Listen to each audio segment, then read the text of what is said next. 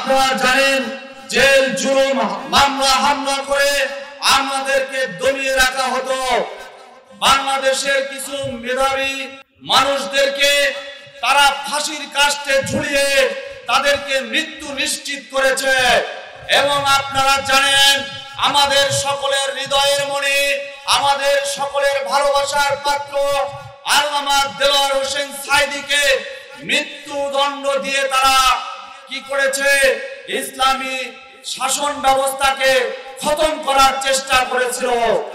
সম্মানিত ভাইরা, মাহফিলে ইসলামী ওয়াজ মাহফিলে ধর্মীয় আলোচকদের লাঞ্ছনা করা হয়েছিল।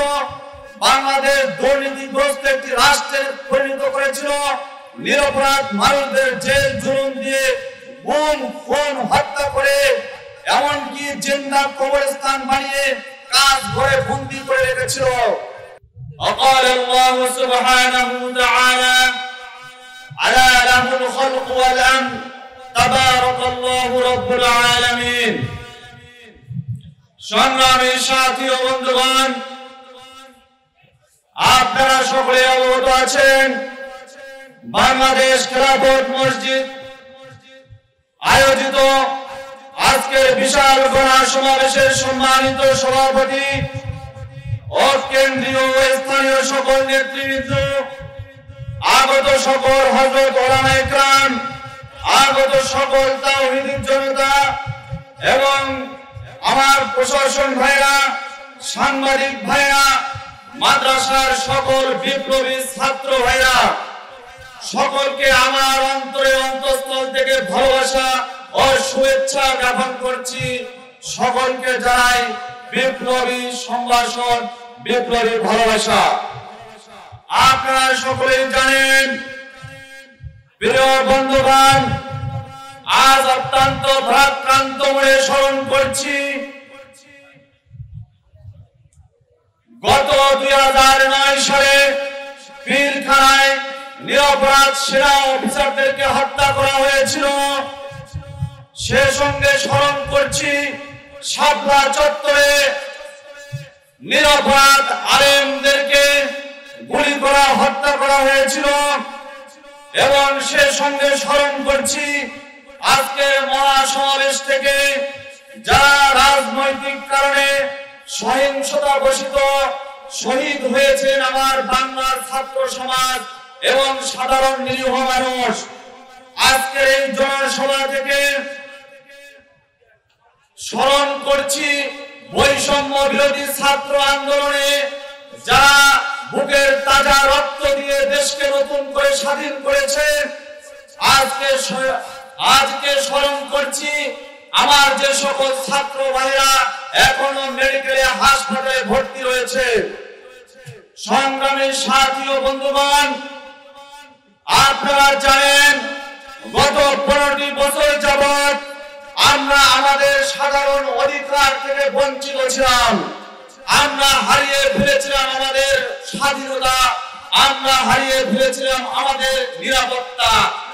আমাদের ইসলামী রাষ্ট্র বাংলাদেশ একটি স্বাধীন ভূখণ্ড, এখানে মুসলিম অধ্যুষিত একটি রাষ্ট্র, এটি মুসলমানদের 100% যেখানে বসবাস। আমরা তবুও ছিলাম পরাধীন। আমাদেরকে ইসলামী কোন সভা সমাবেশ করতে দেওয়া হতো না, আমাদের কণ্ঠ রোধ করা হতো। দেশের শীর্ষস্থানীয় ওলামায়ে কেরামদেরকে জেলে আবদ্ধ করে রেখেছিল জালেম সরকার। আপনারা জানেন জেল জুলুম মামলা হামলা করে আমাদেরকে দমিয়ে রাখা হতো। বাংলাদেশের কিছু মেধাবী মানুষদেরকে তারা ফাঁসির কাস্টে ঝুলিয়ে তাদেরকে মৃত্যু নিশ্চিত করেছে। এবং আপনারা জানেন আমাদের সকলের হৃদয়ের মণি, আমাদের সকলের ভালোবাসার পাত্র আল্লামা দেলোয়ার হোসেন সাঈদীকে মৃত্যুদণ্ড দিয়ে তারা কি করেছে? ইসলামী শাসন ব্যবস্থাকে খতম করার চেষ্টা করেছিল।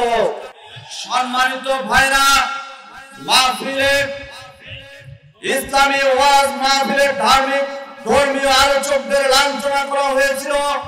বাংলাদেশ দুর্নীতিগ্রস্ত একটি রাষ্ট্রে নিরপরাধ মানুষদের জেল জুলুম দিয়ে গুম খুন হত্যা করে এমনকি জিন্দা কবরস্থান বানিয়ে কাজ ঘরে বন্দী করে রেখেছিল। নির্মমভাবে অত্যাচার চালিয়ে গেছে জালেম স্বৈর শাসক। আমরা সংগ্রামের সাথী ও বন্ধুগণ, আপনারা জানেন গত 5ই আগস্ট দুর্নীতি, চাঁদাবাজি, সন্ত্রাসী, অর্থ পাচার, মানবতা বিরোধী সকল অপকর্মের বিরুদ্ধে সোচ্চার হয়ে এদেশের হাজারো শত আলেম ওলামা ঐক্যবদ্ধ হয়ে, এদেশের ছাত্র সমাজ ঐক্যবদ্ধ হয়ে, এদেশের সাধারণ মানুষ ঐক্যবদ্ধ হয়ে এই জালেম স্বৈর শাসকের পতন ঘটিয়েছে। কথা বলেন ঠিক কিনা? আমরা আগামীর বাংলাদেশ ইসলামী হুকুমত দেখতে চাই। কথা বলেন ঠিক কিনা? এই জন্য আমি আজকের এই জনসভা থেকে আপনাদের প্রতি আহ্বান করছি, ইসলামী রাষ্ট্র হোক এবং কোরআনের মুক্তির রাজপথ, ইসলামী খেলাফত, জুলুম থেকে মুক্তি চাই, কোরআনের শাসন চাই। এই আহ্বান ব্যক্ত করে আমার সংক্ষিপ্ত আলোচনা শেষ করছি। ওয়া মা আলাইনা ইল্লাল বালাগ।